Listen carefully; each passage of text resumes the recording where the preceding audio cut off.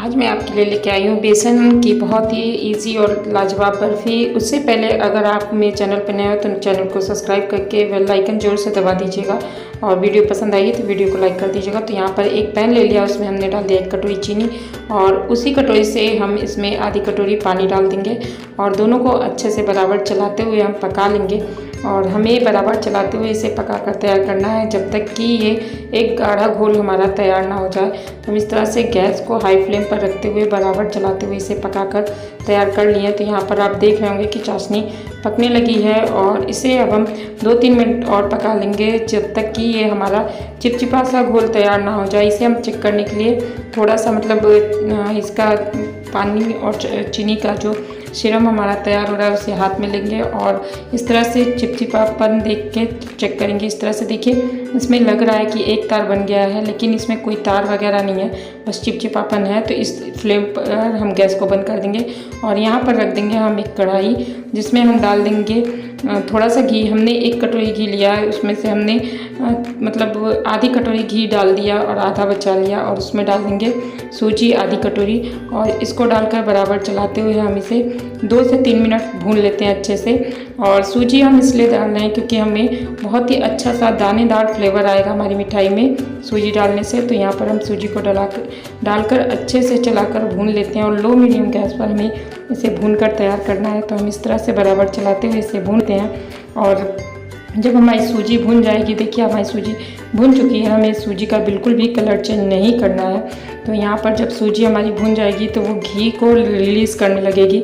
यहाँ पर हम डाल देंगे बेसन हमने 1.5 कप डाला हुआ है और बेसन को डालकर हम बराबर चलाते हुए पका लेंगे। मैं यहाँ पर एक खासकर बात का ध्यान रखना है कि हमें गैस को लो ही कर बेसन को बराबर चलाते हुए भूनना है, जिससे कि बेसन का कच्चापन निकल जाएगा और कलर बहुत ज़्यादा चेंज नहीं होगा। तो यहाँ पर थोड़ा सा घी कम लग रहा था तो हमने थोड़ा सा घी और डाल लिया है और अभी हमारे पास 3-4 टेबल स्पून घी बचे हुए हैं। तो हम इस तरह से बराबर चलाते हुए बेसन और सूजी को अच्छे से भून लेंगे। और यहाँ पर देखिए बेसन बहुत ही अच्छे से भून रहा है और इसका एक दानेदार टेक्सचर तैयार होता है। तो बहुत ही सिंपल से और इजी तरीके से ये रेसिपी बन जाती है। तो रेसिपी अच्छी लगेगी आपको तो रेसिपी के लिए एक लाइक कर दीजिएगा। चैनल पर नए होंगे तो चैनल को सब्सक्राइब करके बेल आइकन जरूर से दबा दीजिएगा और जिससे कि हमारी नई रेसिपी आपको हमेशा मिलती रहेगी। और अपने दोस्तों के साथ इसे ज़रूर से शेयर करिएगा। कमेंट में हमें बताइएगा कि आपने बेसन की बर्फ़ी किस तरह से बनाई है। तो यहाँ पर हम बराबर चलाते हुए बेसन को अपने भून लेते हैं। यहाँ पर देखिए बेसन हमारा अच्छे से भूनने का पहचान ये होता है कि जब बेसन हमारा घी रिलीज़ करने लगता है तो ये अच्छे से भुना हुआ बेसन माना जाता है। और बेसन को हम लो मीडियम गैस पर जब भून कर तैयार करेंगे तो वो हमारे गले में बिल्कुल भी नहीं चिपकेगा और इसकी बहुत ही शानदार और टेस्टी मिठाई तैयार होगी।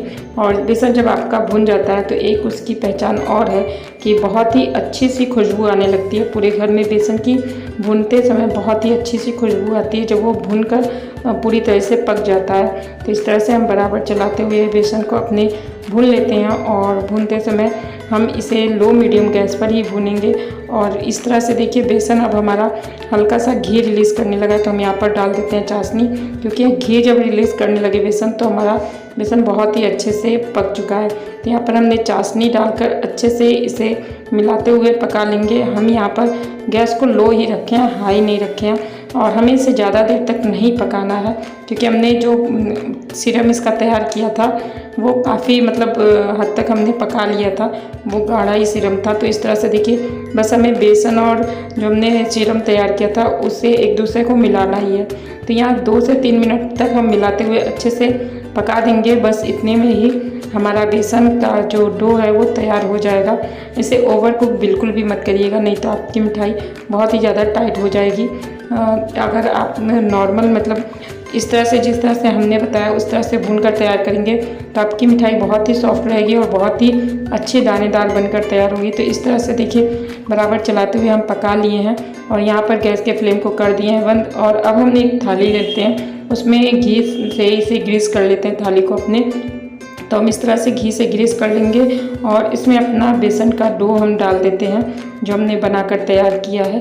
तो यहाँ पर बेसन का डो डालकर हम अच्छे से चारों तरफ इसे फैला देंगे और इस तरह से डालने के बाद हम इसे एक स्पून की सहायता से अच्छे से फैला देंगे। इस तरह से चारों तरफ हम इसे फैलाते हुए अच्छे से सेट कर लेते हैं और बहुत ही इजी तरीके से सेट हो जाता है। जब आप इसे हम फैला रहे हैं तो मिठाई अभी हमारी गर्म ही है, ठंडी नहीं हुई है।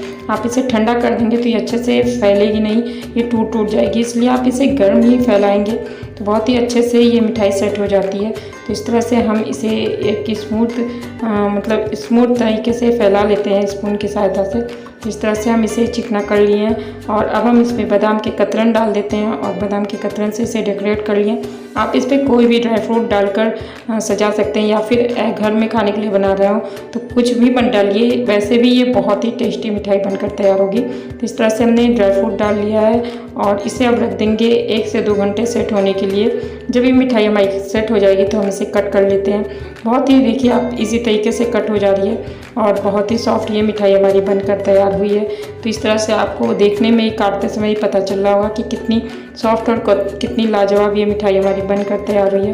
तो इस तरह से हम इसे कट कर लिए हैं और कट करने के बाद हम आपको इसका टेक्सचर दिखाएंगे कितना लाजवाब बनकर आया है। हमने पूरी मिठाई कट कर ली है और अब आपको इस मिठाई का टेक्सचर निकाल कर दिखाते हैं। देखिए कितना लाजवाब टेक्सचर इसका आया है, कितना अच्छा बनकर ये बर्फ़ी तैयार हुआ। और जब हमारी मिठाई अच्छे से पकी है ना तो देखिए कितने सारे घी इसने रिलीज़ कर दिए हैं। तो देखिए यहाँ पर हमने मिठाई को इस तरह से सर्व कर दिया है।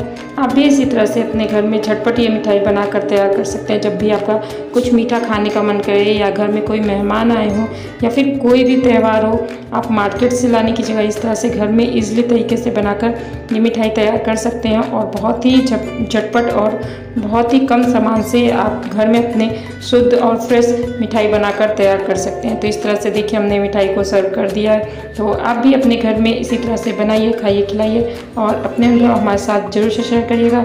तो मिलते हैं नए वीडियो में नई रेसिपी के साथ, तब तक के लिए नमस्ते।